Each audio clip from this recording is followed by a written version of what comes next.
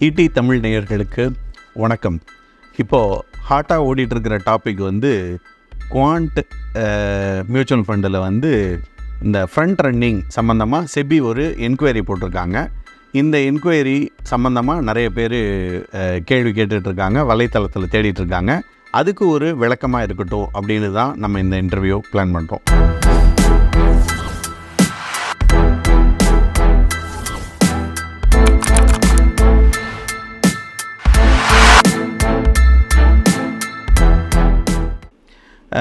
Front running அப்படின்னு என்ன அப்படிங்கிறது ஃபஸ்ட்டு நம்ம தெரிஞ்சுக்குவோம். ஒரு மியூச்சுவல் ஃபண்டு கம்பெனி ஒரு டீலர் மூலமாக ஒரு பர்டிகுலர் ஸ்டாக்கை வாங்க போகிறாங்க. அந்த பர்டிகுலர் ஸ்டாக்கை வாங்கும்போது அந்த டீலரோ இல்லைன்னா அந்த கம்பெனியில் வேலை பார்க்குற ஊழியர்களோ யாரோ அந்த எந்த ஸ்டாக்கை ரெக்கமெண்ட் பண்ணுறாங்களோ அதை ஒரு பல்க் டீலிங்காக தனியாக அவங்களோட பேரில் ப்ரைவேட்டாக வாங்கி வச்சுக்கிறது பேர் தான் ஃப்ரண்ட் ரன்னிங். இப்போ நான் ஒரு டீலர் அப்படின்னு சொல்லி வச்சுக்கிட்டா, நான் வந்து என்னோட தம்பி ஒய்ஃப் பேரில் இல்லை தம்பியோட மச்சினம் பேரில் நான் ஒரு ஸ்டாக்கை வாங்கி வச்சுக்கிறேன். பல்க் டீலிங் ஒரு 1,00,000 ஷேர்ஸு நான் ஒரு எக்ஸ் கம்பெனியை நான் வாங்குகிறேன். அதுக்கப்புறமா கம்பெனி பேரில் நான் வாங்கி வச்சுக்கிறேன் திரும்பவும்.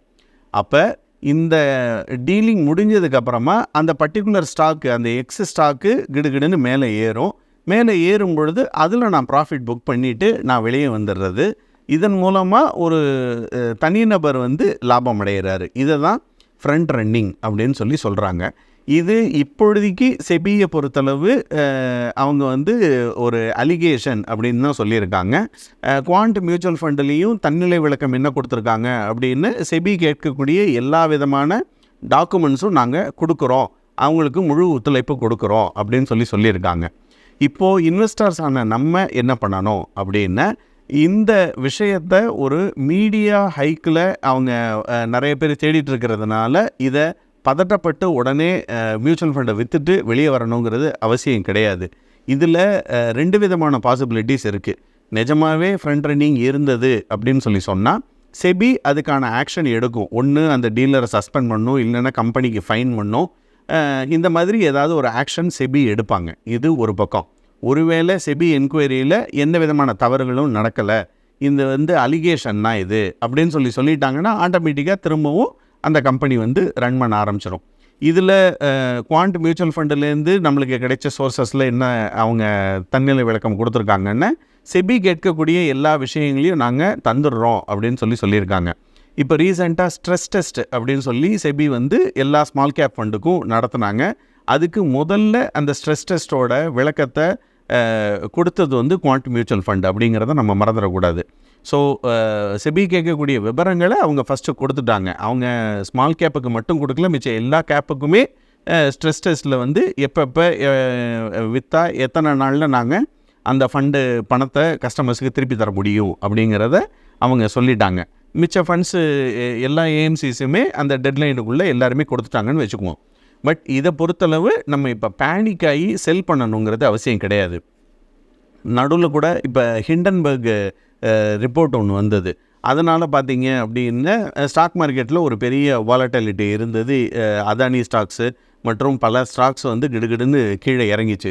இப்போ ஹிண்டன்பர்கோட ரிப்போர்ட் வந்து இல்லை அப்படின்னு சொல்லிட்டு கோர்ட்டு சொன்னதுக்கப்புறமா திரும்பவும் அந்த ஸ்டாக்ஸ் அதே பொசிஷனுக்கு ரீகெயின் ஆகிடுச்சு. ஸோ ஒருவேளை நீங்கள் இந்த மாதிரி ஏதாவது இன்வெஸ்ட்மெண்ட் வச்சுருக்கீங்க அப்படிங்கிற பட்சத்தில் you have to stay com. நீங்கள் பேசாமல் இருந்தால் போதும். இல்லை அப்படின்னா இதை ஆப்பர்ச்சுனிட்டியாக யூஸ் பண்ணி அடிஷ்னல் இன்வெஸ்ட்மெண்ட் வாங்குறபடி வாங்குங்க. இது 2 இந்த பாசிபிலிட்டி இல்லாமல் 3வது இல்லை எனக்கு ரொம்ப பயமாக இருக்குது அப்படின்னு சொல்லிட்டு விற்கிறவங்க அது அவங்களுடைய தனிப்பட்ட முடிவு. இந்த ஃப்ரண்ட் ரன்னிங் இது வந்து முதல் தடவை கிடையாது. செபி நடத்தக்கூடிய ரிப்பீட்டட் டெஸ்ட்டில் இதுவும் ஒரு விஷயம் அப்படிங்கிறத நம்ம மறந்துடக்கூடாது.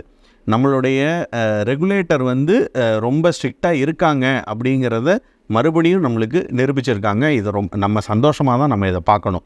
ஏன்னா நிறைய பேர் மியூச்சுவல் ஃபண்டில் வந்தால் பயம் அப்படின்னு ஃபீல் பண்ணிகிட்டு இருக்கிற இந்த தருணத்தில் செபி எடுத்திருக்கக்கூடிய இந்த நடவடிக்கை மூலமாக அவங்களுக்கு வந்து நம்மளுக்கு, அதாவது இன்வெஸ்டர்ஸுக்கு அவங்க உறுதி கூறுறாங்க, உங்களுக்கு பின்னாடி நாங்கள் இருக்கோம், உங்களுடைய இன்வெஸ்ட்மெண்ட்டை பாதுகாக்கிறதுக்கு நாங்கள் இருக்கோம் அப்படிங்கிறத செபி வந்து அவங்க ரீஇட்ரேட் பண்ணுறாங்க.